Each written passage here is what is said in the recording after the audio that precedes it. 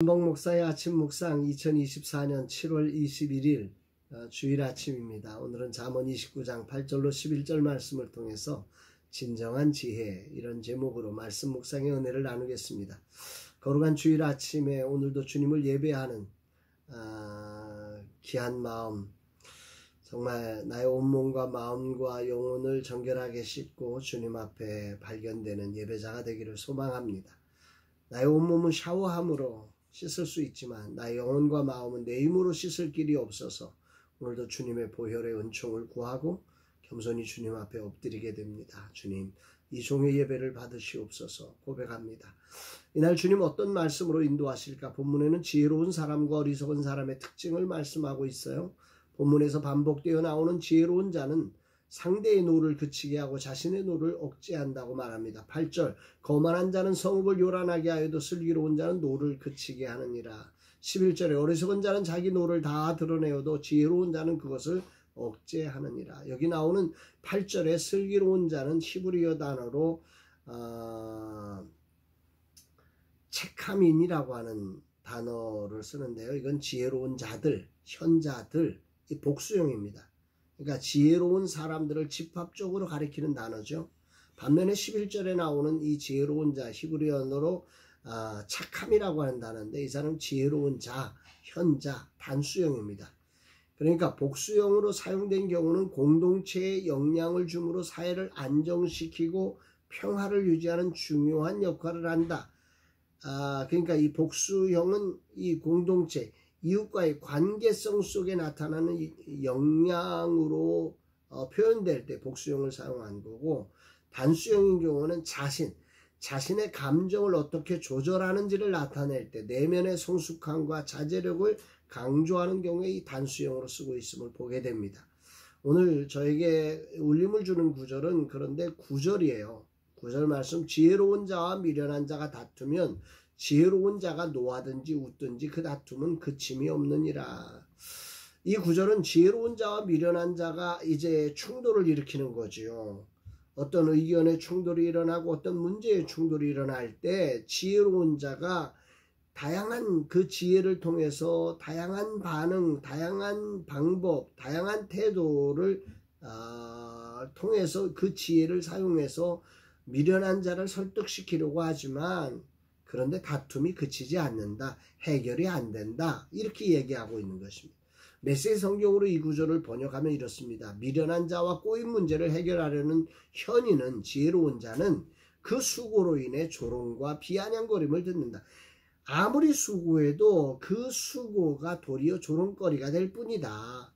해결되지 않는다. 이렇게 말씀하고 있습니다. 미련한 자와 다툼이 시작되면 지혜로운 자의 방법과 열정이 무익하다는 말이죠.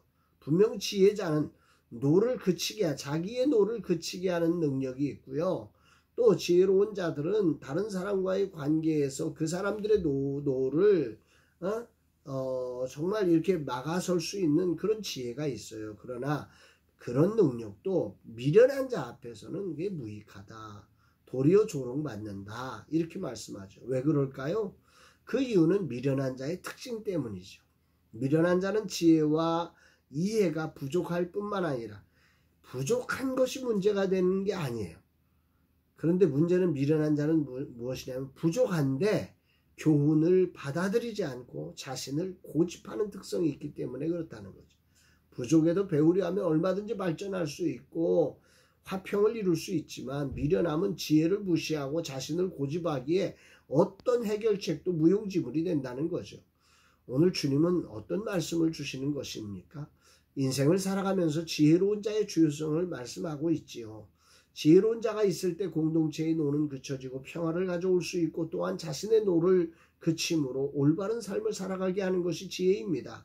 그러나 오늘 본문은 그런 놀라운 지혜로운 자도 미련한 자를 향해서는 아무런 힘을 발휘할 수 없다고 말합니다. 이 말씀을 통해서 주님이 오늘 저에게 무슨 말씀을 하시는 걸까요? 우리에게 어떤 말씀을 주려고 하는 걸까요? 미련한 자의 고집과 어리석음은 논쟁의 결과를 불편하게 바뀌지 않게 만듭니다. 그렇다면 지혜로운 자는 어떻게 해야 하는가? 지혜로운 자가 웃든지 노하든지 어떤 태도를 취해도 바뀌지 않는 상황이라면 어떻게 하라는 것입니까? 그래서 잠언은 지속적으로 미련한 자를 대하는 태도에 대해서 매우 소극적인 면을 강조하고 있어요. 1장 7절에 보면 미련한 자를 지혜와 훈계를 멸시하는 자다 이렇게 표현합니다. 그러니까 지혜와 훈계를 말하는 것이 도리어 위험해진다. 멸시하는 사람이니까 이렇게 표현하죠. 잠언 9장 7절로 8절을 보면 거만한 자고 미련한 자를 책망하지 말라고까지 합니다. 흠 잡히고 미움 당하게 되니까 도리어 그거 하지 마 이렇게 말합니다. 잠언 13장 20절은 미련한 자와 사귀는 사람은 해를 당한다고 합니다. 또 심지어 14장 7절은 미련한 자의 앞을 떠나라고 합니다. 잠언 26장 4절 5절은 미련한 자의 어리석은 것을 따라 대답하지 말라고 합니다. 아예 대답도 하지 마. 그럼 너 큰일 나. 이렇게 말하는 거예요.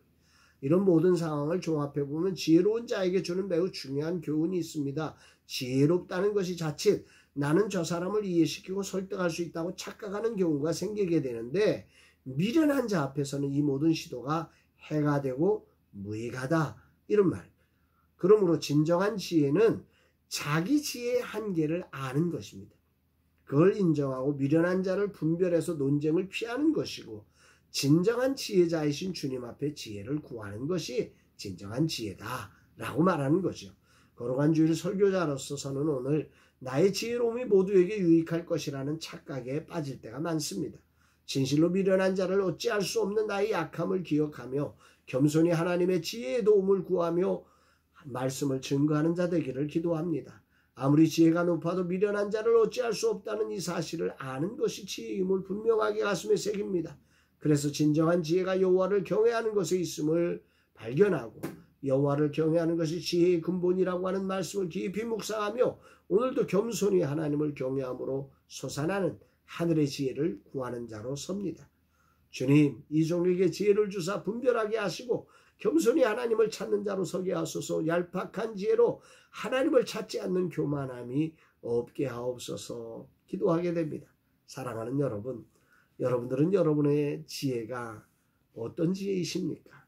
누구든지 내 지혜로 다 설득할 수 있고 바꿀 수 있다고 생각하는 그 지혜는 참 위험한 지혜일 수 있습니다. 진정한 지혜는 여호와를 경외하며 겸손히 내가 모든 사람을 다 설득할 수 없음을 알고 저 사람에게는 어떻게 나가는 것이 지혜인지를 분별해서 그리고 하나님의 도우심이 필요하다고 하는 사실을 알아서 그 하나님 앞에 겸손히 지혜를 구하며 지혜롭게 세상을 아름다운 하나님의 나라로 바꿔가는 저와 여러분들의 삶 되기를 주의 이름으로 축복합니다. 사랑합니다, 여러분.